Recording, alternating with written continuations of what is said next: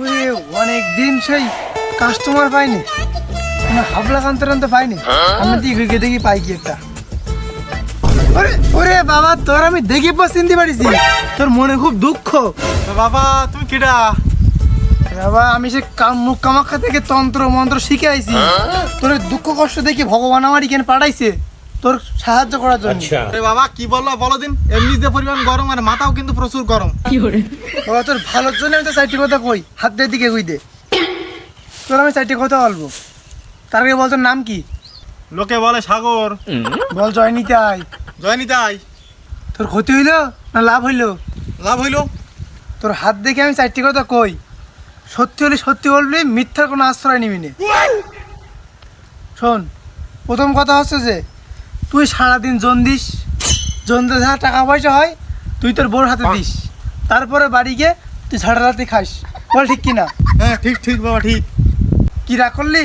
না না না না তোর বাড়ি বউ থাকতিও তুই অন্যটা মেয়ের সাথে লাইন মারিস। বল ঠিক কিনা? না, না, না, না, না, না। কি রাগ করলি? হ্যাঁ রাগ করলাম। সত্য কথা বলবি, সত্য ছাড়া মিথ্যার আশ্রয় নিবি না। শোন তোর আরেকটা কথা বলি, তুই এমন একটা মানুষ তোর খালি আর খিদে লাগে না, তুই ঘুম পড়লে আর চোখে দেখিস নি। বল ঠিক কিনা?